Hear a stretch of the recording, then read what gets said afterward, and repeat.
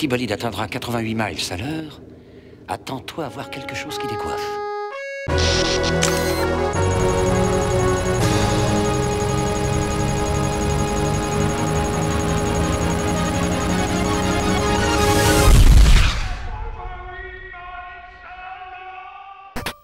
Bonjour et bienvenue dans 88 miles à l'heure, votre émission dédiée au Tool Assisted Speedrun. On reprend, nous étions à Pandore, hein, c'est ça, on avait récupéré 2 magies, ils étaient un peu tristes, hein, je sais pas, je pense qu'il est temps... Là on va bientôt se friter, on va voir Thanatos, heureusement qu'on va pas se friter avec lui non, parce que qu'il là, nous il est fort. dépouillerait complètement, non, pas le mais au moment. moins il n'y a pas de mensonge, on voit directement qui est un charismatique donc puissant, et plus charismatique que nous donc méchant. Forcément, C'est la règle. c'est la règle. Allez, on se lance tout de suite la partie 2 de Secret of Mana. C'est une run de Touch Me de novembre 2011, le jeu est terminé en 1:46:29. Voilà, et on arrive enfin... Toi t'appelles ça carrément une ville? Ah bah c'est quasiment c'est la capitale. Non mais c'est quand même tout petit. Non c'est très grand pour Secret of Mana. Ils sont combien dans le monde? 20, 25? Très peu. Donc quand il est en ville, quand il y a beaucoup de PNJ, il ne contrôle qu'un seul joueur, parce que ça permet qu'il n'y ait pas trop de On ralentissements. sent même des ralentissements hein, sur ce genre Voilà. de séquence où il y a beaucoup de sprites à afficher avec plein de petits gens qui bougent. C'est dur. Hein. Heureusement il y a rarement de scènes de baston. Alors que d'habitude c'est un peu une règle apparemment dans Secret of Mana, il n'y a pas plus de 3 ennemis simultanément affichés pour justement éviter les ralentissements quand on se bat. Qu'il y ait des ralentissements quand on discute c'est moins grave, qu'il y ait des ralentissements dans les phases de baston, moins pratique. Ah ça, une des 2 musiques les plus magiques du jeu. Ouais. C'est absolument incroyable. Et en plus on découvre je dirais le véritable morceau uniquement à la fin.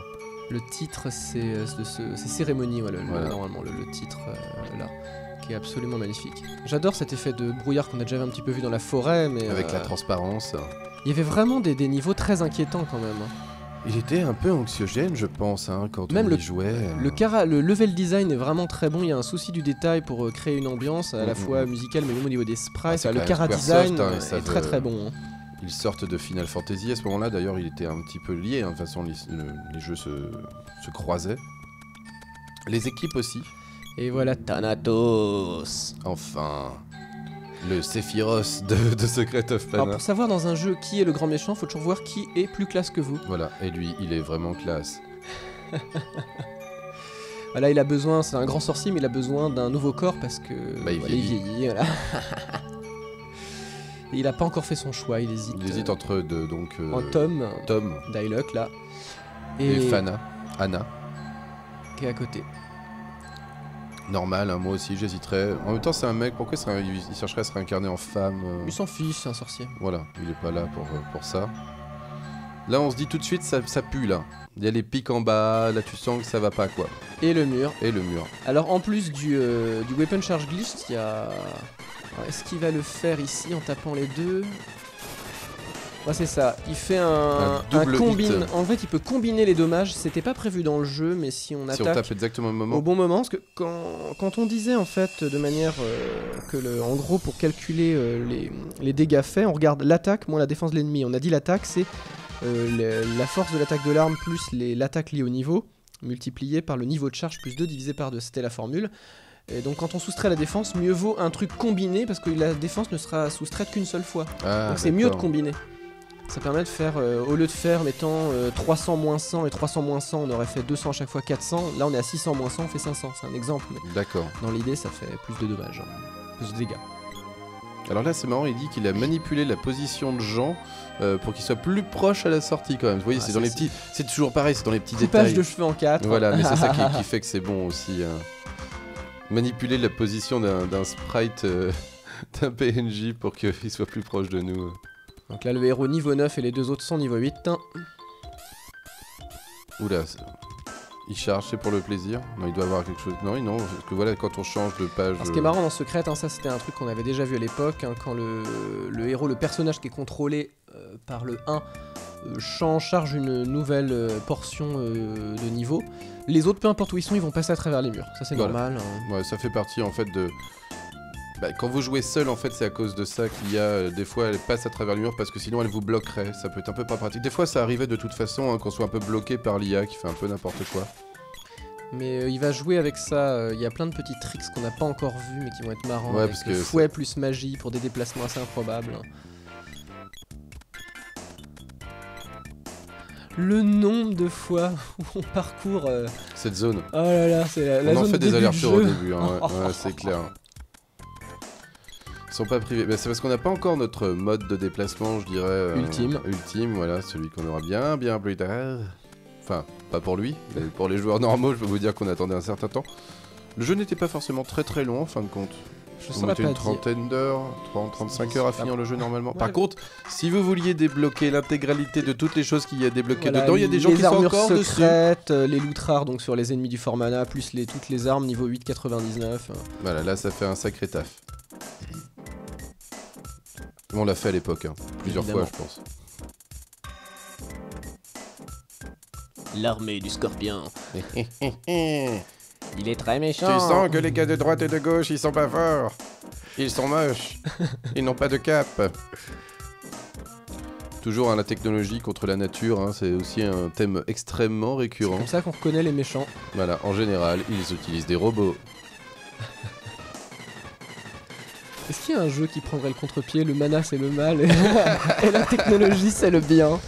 Je crois que pour l'instant, on est toujours resté d'un côté. Bon, une fois de plus, hein, Killroy s'est férocé. Hein, je pense que là, c'est. De toute façon, ça va être quasiment du one-shot J'adore, vraiment, il va systématique. tellement Tant que les vite. mecs ont trop peu de points de vie, dès qu'ils ont moins de 1000, c'est Ouais, des puis c'est combats vraiment marrant rapides. la façon dont cette musique s'arrête pas en fait. Le jeu comprend pas, il fait mais attends, ça a pas pu durer si peu de temps et la musique du boss ne se déclenche pas, il gagne même du temps là-dessus. Parce qu'il n'y a pas toute une séquence où le boss explose avec sa musique et tout ça. Ça a dû le faire bien marrer quand il a trouvé ça. Et une fois de plus, ah mais que serait-il sans la corde hein. Si, il a un petit... On le voit souvent faire aussi quelque chose. Quand on laisse les personnages à l'IA, souvent la première chose qu'ils font c'est charger jusqu'au niveau 1 et ensuite attaquer. Et On peut leur donner des ordres là-dessus. oui, on peut contrôler, ça c'était très novateur d'ailleurs pour l'époque, une sorte un petit peu, leur diriger un petit peu l'IA en la paramétrant, agressif, plutôt axé sur la défense, Voilà. Et en mettre choisissant le niveau de charge. Et en gros, souvent après une certaine action, ils attendent un petit peu avant de faire autre chose. Oui. Et du coup, en reprenant le contrôle et en relaissant à l'IA, ils se remettent directement à faire l'action qu'ils étaient censés faire. Donc on peut, au niveau timing, on peut faire un truc un truc très serré. Ah, d'accord. Donc c'est pour ça des fois on le voit faire changer très rapidement de contrôleur, enfin passer du contrôle à l'IA quoi. Alors ce que j'adore dans les jeux c'est que on s'en fiche, au début il y a le canon peut pas nous envoyer à certaines zones, puis nous envoyer à certaines zones. Oui. Normal. Normal, t'avais pas les moyens. Il y a une histoire d'argent aussi derrière tout ça, hein, probablement. Oui, avec 30 000 pièces en même temps. Oui, bon, voilà, oui. S'il lui donnait 30 000 pièces, envoie-moi à la fin du jeu. Voilà. Envoie-moi sur le fort mana. Le grand classique, la zone qui était d'habitude safe, qui là est envahie par des vilains poissons qui sont en dehors de l'eau, donc on sait qu'ils sont des poissons pas cool. Ils ont des tridents. Ah si, oui. Puis ils essayent, ils sont agressifs de toute façon. La musique, c'est marrant, vous voyez, elle est... Ça prépare, c'est la tension. Ouais. Et là on voit Mecha, c'était un de mes... C'était, je pense, le perso, la guest star dans le jeu d'origine. C'était un des persos que je trouvais les plus classes, moi. Voilà, là, il s'appelle Geishtar. Voilà, Geishtar. Ouais, c'est ça. Voilà, parce que, voilà, une fois de plus, la traduction... La traduction française, c'est curieux parce que c'est simplement une traduction de mécanique de mecha CH transformé avec un K. MEK. Hein. Ouais, c'est ça. Ouais. Mais ça vient simplement. Alors oui, là, ce petit hit, c'est simplement pour manipuler et qu'il y ait un critique derrière. Parce que arrivé au début du combat, impossible de faire un critique, impossible de faire un critique sur le premier hit. Du coup, enfin les critiques dans Secret of Mana, on l'a peut-être pas dit, ça double les dégâts. Parce qu'il était sur le bouton, il a évité que l'écran devienne blanc et ralentisse. Oui, parce qu'il y a en fait, c'est bien joué ça. Il le fait souvent, c'est des événements qui effacent, qui remplacent certains événements. Donc un event. Donc à la place d'avoir le blanc qui déclencherait le fait que le boss soit mort, il Voilà. est en train d'activer le bouton et c'est ça qui prend la priorité. Voilà. Et il le fera après avec tous les c'est bien petits, joué, c'est avec vraiment tous bien les joué. les petits plots sur lesquels s'accroche le fouet. Voilà, dès qu'on interagit, c'est des. C'est un peu des moments en dehors du temps, ça stoppe un petit peu le temps, un peu comme quand on fait une magie, qu'on rentre dans les... Je pense que c'est un peu sur le même fonctionnement que les menus en fait. Bah, c'est un peu comme les effets déclenchés à Magic. C'est le dernier arrivé doit être réglé en premier. Du coup, l'autre il est plus d'actualité. Enfin là, sauf que c'est un peu différent, mais du coup, on le feinte. Bon, est-ce qu'on va enfin quitter cette zone et voir quelque chose de nouveau? Secret of Mana, ils aimaient bien ça au début. Hein. Fallait aimer rester au même endroit. Oh, si, hein, Lila Bulb se fait rosser, ouais. Alors il prend soin aussi à faire en sorte que le coup de grâce soit donné par le personnage de son choix, parce que les niveaux d'armes augmentent en fonction de qui donne les coups de grâce. Donc D'accord. même en cas de C'est dommage, pas réparti honnêtement. voilà, même en cas de dégâts combinés, la console a une espèce de routine en fait qui gère ce cas, entre guillemets ce litige. C'est le personnage le plus près du monstre par exemple. Oh, c'est C'est sympa. très simple mais ça marche. Moi, Et je- là il a impérativement besoin d'augmenter le niveau Je rappelle, de toutes les armes à je deux. crois que j'étais pas avec toi que j'ai fait ça. J'avais fait le jeu sans le héros.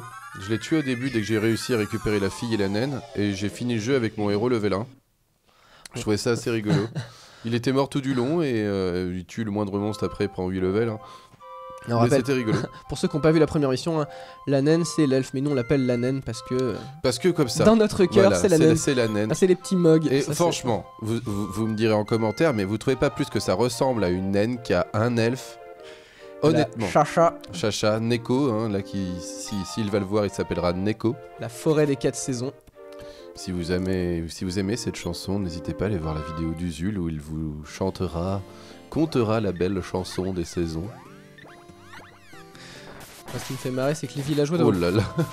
Voilà, là ça commence à devenir intéressant. On voit. Là... Alors d'habitude, ils éliminent pas systématiquement les ennemis. Bon, là ça libère le village. Mais là, en une seule attaque, 3 ennemis, c'est très très rentable. Hein. C'est un Ouais. bon ratio. Et donc là, on a libéré les petits. L'ancêtre, j'ai découvert aussi ça, c'est lui qui a inventé les Mogs à l'intérieur de Final Fantasy. Ah oui, ce qu'il y en a eu après, c'est vrai qu'il y en a. Il y en a juste Il y en après. a pas, dans pas mal d'opus, effectivement. Voilà, et ça vient du même créateur, hein, Moi, c'est de mignon. Ishii Koichi. C'est vrai qu'ils ont leur village dans le jeu aussi. Les petits mogs. Oh, on nous Ouais, c'est appelle le Amomimi. le Amomimi, c'est joli. Là, on rappelle, hein, il y a notre l'elfe qui a perdu la mémoire. Hein. C'est-à-dire que parmi les grands classiques, il y a le héros orphelin, il y a toujours le personnage. Qui a perdu la mémoire. Et forcément, son destin est lié en partie au destin du monde. Enfin voilà, il a un rôle Je assez pense important. que tous, leur destin est lié au destin du monde, là. Et oui, autre cliché, on a oublié de le dire, mais la fille, elle évidemment, elle est noble. Amoureuse. Noble aussi. C'est Ah très oui, important. elle est noble. Oui. Et amoureuse. Oui, c'est vrai qu'on la sauve du roi. Enfin, on la sauve pas, mais elle est avec le roi au début. Oui, Oui. c'est vrai, c'est la fille. Elle veut retrouver Tom, qui est son fiancé, compagnon, Voilà. elle est amoureuse de lui, tout ça. Et Mais voilà. bien évidemment, vu que ça doit être le corps de Thanatos, c'est pas vraiment l'idéal. Tu peux pas. Vu qu'elle doit lutter contre Thanatos, d'un coup, elle s'allie forcément avec ceux qui vont l'attaquer. Voilà, Une petite torbe pour le. boomerang. Donc là, on va pouvoir atteindre le niveau 2. Et là, on va commencer à pouvoir rigoler aussi. Le grand classique, c'était un vieux village elfe, du coup, là. Et le grand classique, c'est Je vais mourir. Grand-père. Je ne veux pas. Faites attention à l'Empire. Donc évidemment, un gardien, une nouvelle petite graine mana. Ouais, les humains qui n'ont pas tous des intentions nobles, hein, on le rappelle. Hein. Eh oui, écoutez, hein, certains d'entre eux ne sont véritablement intéressés que par le pouvoir et le contrôle du monde et l'écrasement de la liberté. Battez-vous pour la liberté, les enfants. Faites de ce monde un meilleur endroit. Luttez toujours contre les intolérants. Si seulement dans la vraie vie, ça pouvait être comme dans les jeux, Ça c'est le serait bien qui tellement triomphe. beau. Et s'il suffisait de 3 adolescents pour changer le monde. Imaginez un jour vous croisez 3 adolescents qui, avec une fouet, un boomerang Inébranlable. et une épée, vous disent « Je pars sauver le monde !» Ah là là. Donc là, c'est Sylphide. Hein. Sylphide, beaucoup de sorts d'attaque. La fille, elle avait un Peut-être truc de qui bonne analysait défense. le ballon, les Ouais. sabres de foudre qui étaient très Le pratiques. sable de foudre, ça défonce. Et ouais, il y avait 2 attaques hein, Et les disques. Le Air Blast. pour l'elfe. Hein.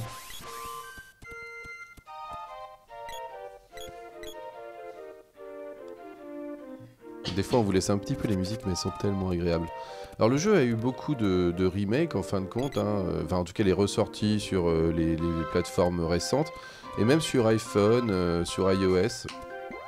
Avec de nouveaux graphismes. Une nouvelle traduction, d'ailleurs. Et c'est assez intéressant. Moi, j'y avais joué un petit peu. C'est pas désagréable. Les graphismes sont bien remasterisés. Ils ont gardé exactement les musiques originales. Elles n'ont pas été du tout remasterisées. Donc, alors ça, c'est bien. Mais alors après, c'est bizarre parce que ça boucle étonnamment. Enfin, on entend des sauts de boucle. Vu que c'est pas une vraie Super NES. Hein, c'est pas vraiment de l'émulation non plus. Et là, c'est Bolet. Village des champignons gentils. Hein, parce qu'il y a les champignons méchants et les champignons gentils. Et il y a le roi de Truffle. En général, c'est le même, mais avec une couronne, hein, normal. On le reconnaît. C'est pour ça qu'il est roi. S'il avait pas de couronne, il serait pas roi. Ah, il a réussi à faire en sorte que la fille fasse des moonwalks. Ouais, il s'amuse, d'accord. Dans cette bonne vieille tradition maintenant du Taz, hein, quand il n'y a rien à faire, on essaye d'être divertissant, ils dansent, je pense, avec eux. Ils aiment bien danser hein, dans Secret of Mana. Oh, il a coincé le PNJ contre la porte. Ah oui, d'accord, il attendait pour le sortir le plus vite possible.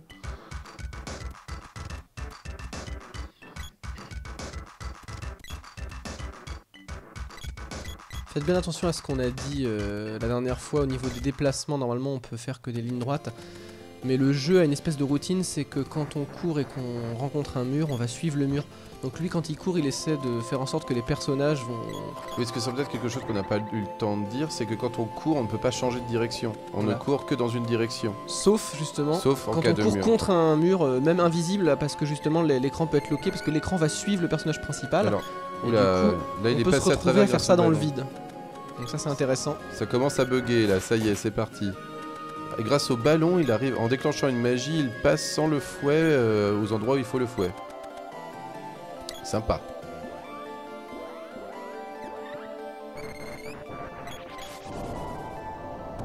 Il évite Voilà, les ennemis on là. casse. Hein.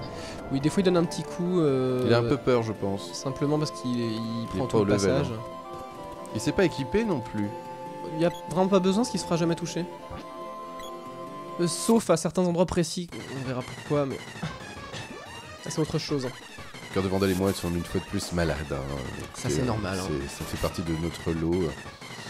Nous sommes maudits, je crois, sur 88 miles. Sur Speed Game, en général, ça va. Sur 88 miles, on est toujours malade. Alors des fois il y a des hitbox, c'est pareil, quand ils se déplacent, qu'ils évitent des ennemis qui doivent paraître surprenants, mais il y a un petit trick. Alors eux ils l'ont appelé le RB trick. En gros c'est simplement changer un petit peu la hitbox de votre personnage. C'est en appuyant donc sur R et B, la direction du regard de votre personnage ne change pas par exemple quand il va se déplacer. Et vu que le sprite change, ils se sont débrouillés pour que la hitbox change aussi un petit peu. Donc des fois ça peut jouer, on voit le héros passer, on se dit ça paraît un peu juste, mais c'est juste parce que il a trouvé comment déplacer, jouer un petit peu avec la hitbox. Un dragon blanc légendaire, je me demande bien qui ça peut être. Mais bien sûr on le trouve bébé, hein. Il va falloir attendre une bonne demi-heure. Hein. Une bonne demi-heure IRL. Oui. Ce qui s'écoule pas mal de temps sinon. Hein. Mais il trône avec le roi, c'est la reine en fait, hein.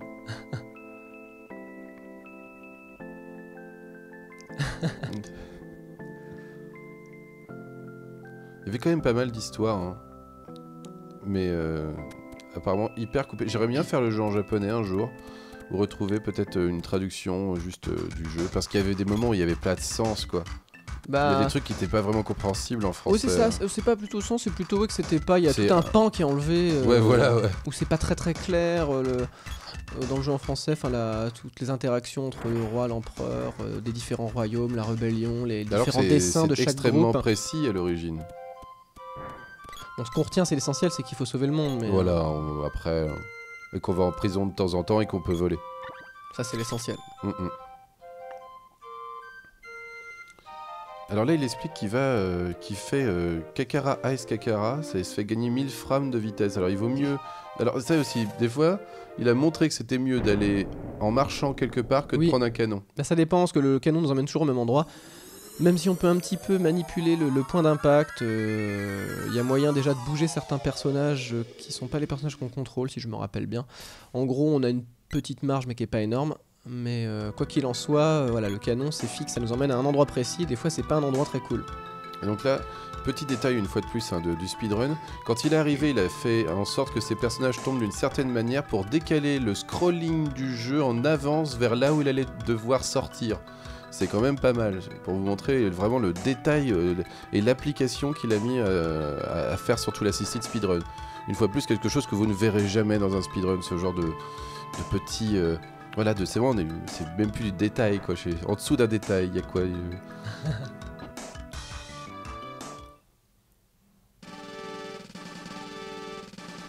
C'est vraiment écran par écran qu'il a travaillé ce Taz. Est-ce que je sais plus, on l'a vu au début, mais c'est... j'ai plus le chiffre en net, mais c'est 170 000 records, je sais plus, mais un nombre assez impressionnant. Ouais, non, c'est beaucoup. Chiffre, mais... Donc imaginez-vous, pour vous donner, même si on a déjà expliqué que c'est vraiment quand on fait un Tool Assisted Speedrun, c'est un montage linéaire, on peut pas non plus, c'est le hex editing, retravailler des bouts, c'est très difficile. Imaginez que c'est une run qui a été faite en 170 000 ou 150 000, je sais plus, petits bouts. Mis les uns à la suite des autres, pas vraiment exactement comme ça, mais faudra venir la prochaine fois qu'on fera la conférence sur Tool Assisted Speedrun. C'est surtout le nombre d'essais, de réenregistrements, parce que si vous ratez, bon là il n'y a pas de saut à rater, mais si par exemple vous ratez votre critique, vous essayez de manipuler la chance, de changer un petit input et vous essayez plein de fois. Et ça a été d'ailleurs le truc le plus fastidieux dans le jeu, il disait, faire les critiques, c'est à cause de ça qu'il a dû faire plein de re-record, de réenregistrements. Parce qu'il faut trouver les 5 bonnes frames. Voilà. Alors qu'est-ce qui se passe? À chaque fois on discute, j'oublie l'histoire moi. Donc là c'est la résistance. Voilà, on est chez la résistance sur leur bateau. Ils rappellent, ils ne peuvent rien faire sans nous. Le bateau des sables. Parce que finalement ils ont beau être très nombreux, mieux vaut 3 adolescents armés. Et ils ont un genre de tank des sables super, mais non, ça ne sert à rien. Il n'y a qu'une chose qui vaille. L'amour, l'amitié. Alors une règle dans un RPG, c'est que les ennemis sont toujours mieux armés. Ça, c'est aussi. Même les alliés sont mieux armés.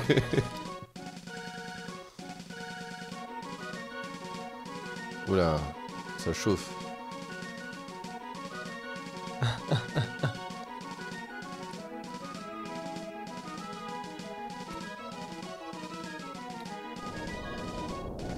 Bon, forcément, à chaque fois qu'on arrive quelque part, il se passe quelque chose de pas très cool. Tu crois que c'est nous qui les déclenchons, les événements? Ça, c'est une grande question en fait au niveau du destin. C'est est-on là, il se serait passé quelque chose et on est là par chance, on les sauve, ou on est là donc il se passe quelque chose? C'est ce que j'appelle le syndrome Sangoku. Lui-même, c'est un des rares personnages qui se pose cette question. D'habitude, il s'en fout et lui, il se pose la question si les ennemis arrivent sur Terre, c'est parce que je suis moi-même sur Terre. Et donc l'idéal, c'est que je sois mort pour éviter justement que la Terre soit en danger. Oui, c'était Bulma qui lui a suggéré ça. Voilà, et je trouvais que c'était assez intéressant de voir pour une fois un personnage faire une légère réflexion sur sa condition de héros. Et se dire, peut-être que c'est de ma faute en fin de compte, peut-être que c'est moi qui engendre tout ça. Donc bon, on a vu un boss se faire défoncer en attendant... C'est Mecha en fait sur sa moto. Ouais. Il y a quelque chose de très drôle, c'est que les niveaux d'armes augmentent 2 fois plus, spécifiquement sur ce boss-là, et la communauté des Tool Assisted Speedrunners ne savent pas pourquoi. C'est comme ça. Sans doute une erreur de programmation. Il y a pas mal d'erreurs de programmation, hein. Il y en a toujours hein, sur ces jeux-là. À l'époque, rappelez-vous, hein, ça n'était pas comme maintenant. L'UFC Que Choisir ne portait pas plainte parce que les jeux n'étaient pas finis. Là, quand les jeux étaient pas finis, ils restaient buggés, on faisait pas de mise à jour, hein, on pouvait pas changer tout le jeu.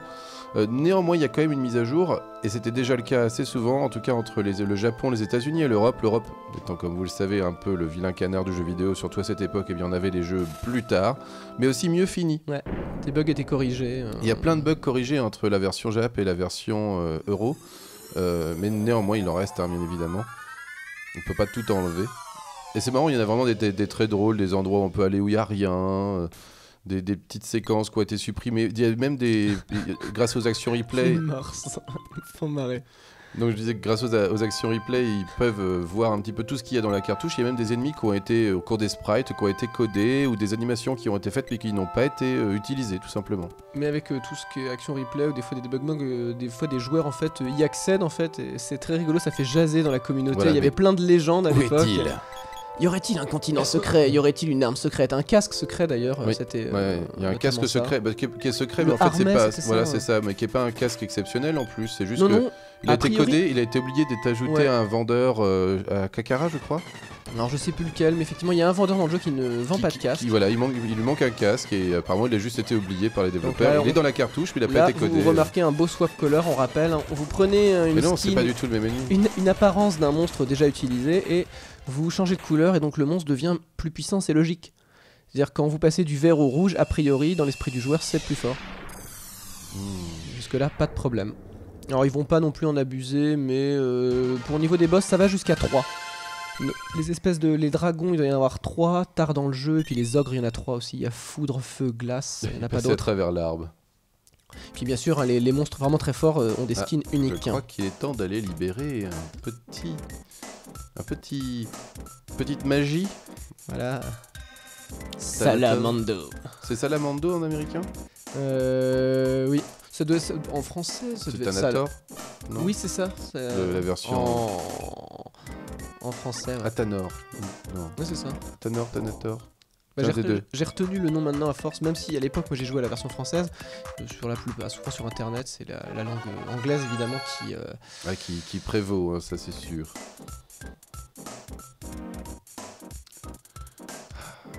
C'est vraiment la musique des ennemis un peu pas dangereux en fait. Non, c'est clair, c'est complètement... Il y a un décalage total. Tu sens qu'ils sont rigolos quoi. C'est sûr que quand on voit Mecha, Rambo et Schwarzy... Rambo, qui est une femme, aucun problème. Hein, Véronique, tu t'en fous toi, hein. J'espère que tu regarderas cette vidéo un jour, Véronique. J'aimerais bien que tu me dises comment Ceci tu as dit, pu moi je appeler croyais du coup Rambo que c'était une un fille. mec. Et tout le monde a cru que c'était un mec. Mais en fait non, c'est une fille. Vu que son vrai nom... Attendez, je vais vous retrouver ça. Où est-ce qu'elle est, je l'ai noté. Ah, le petit palais. Voilà, c'est Fana. Le nom normal. Donc oui, un nom féminin, tout complètement acceptable. Ah ça y est, alors là ça est parti, les ennemis qui se remettent des points de vie, ça c'est sale. Il y en a plein après qui font ça, qui prennent des trucs pour se remettre des points de vie. Les bouquins aussi sont bien galères. Moi j'aime bien la tortue qui a l'air endormie avec sa lance. Oui. J'adore cette Il y a des ennemis qui dormaient quand t'arrivais, tu sais, il y a les mecs au début aussi. Alors toi tu l'as beaucoup fait aussi hein, quand même. On l'a pas beaucoup joué ensemble en fait. Moi je crois qu'on a peu fait chacun de notre côté Secret of Mana. Ouais, c'est ça. On a joué après ensemble quand même parce que c'est toujours rigolo de jouer à plusieurs. On est reparti. Ah, vous faites moi les malins. Donc même chose, hein, pas de oui carrément. pas de transformation. Même chose que la première fois qu'on les a rencontrés. Ah waouh. C'est toujours cette histoire de magie déclenchée à la place d'un autre événement qui lui permet de passer à travers les... plus... Parce que là elle est au fouet, donc voilà, effectivement avec le fouet il y a beaucoup d'abus par rapport... Parce que normalement, rappelez-vous, il y a des petites séquences qui se déclenchent. Ah, ça me rappelle du Swap Color. Bah oui, là on en parlait, voilà. Voilà le deuxième de la série. On recommence, la bonne vieille technique. Alors ils ont tous... il a résisté à un coup. Mais pas deux.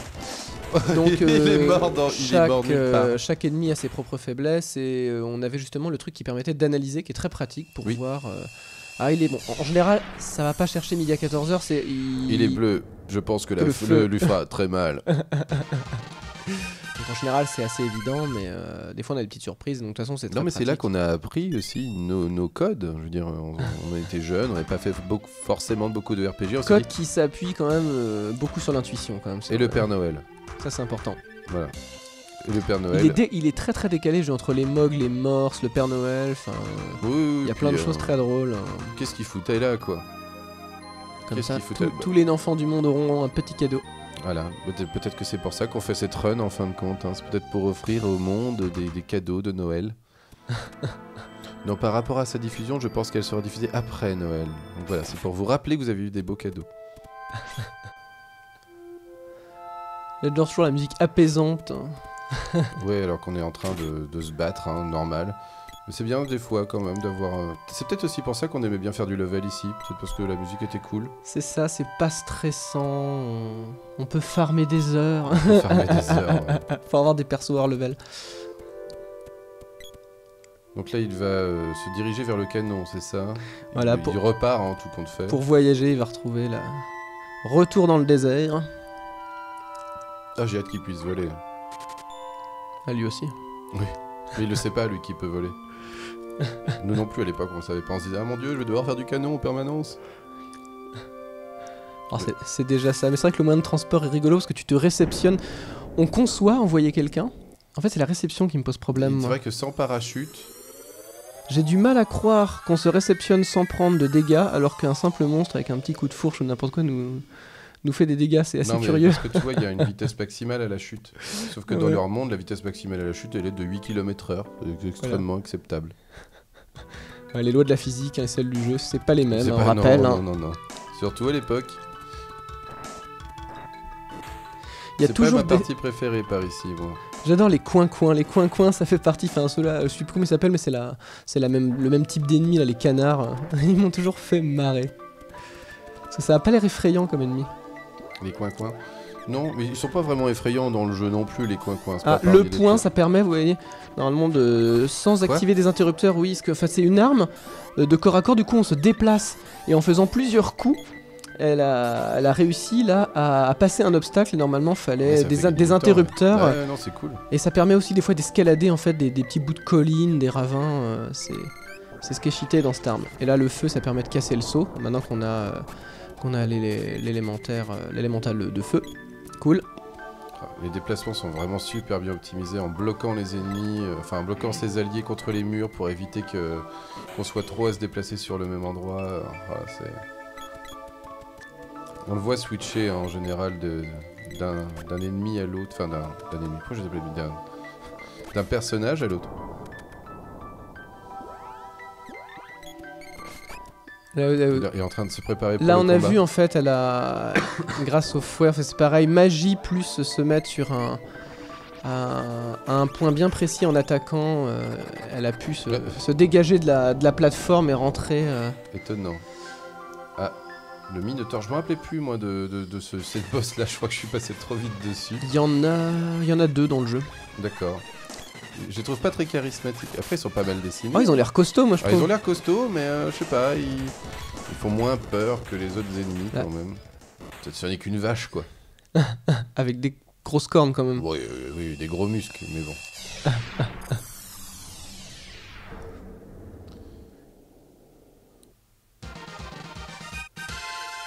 Mais je crois que on va bientôt se quitter alors, non? Encore? Hein, c'est ça?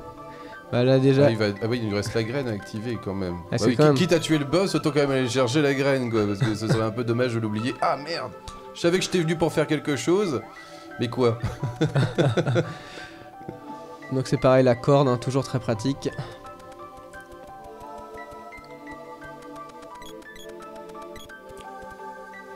Bon, il est toujours dans la musique du palais. Ouais, bah c'est normal, parce il y a toujours, c'est pareil, avec la corde, il déclenche une partie de l'événement, enfin en la timant bien, il y a des morceaux choses qui se vont pas déclenchent changer. forcément au même endroit. C'est un petit peu l'idée. Mais on peut être dans les sables mouvants, il n'y a aucun problème. Il y a toujours un truc au fond des sables Et il mouvants. retourne au canon. Ah oui, donc c'est là qu'on va se quitter, le canon. Voilà, The Empire. Ah, un vrai endroit. On sera content d'aller vous présenter ça dans la prochaine émission. Allez, on va se quitter sur ce magnifique, je pense, rotation mode 7 avec zoom. C'est parti. Oh Et ne faites de tenter pas ça chez vous. Allez, on se retrouve tout de suite dans les studios.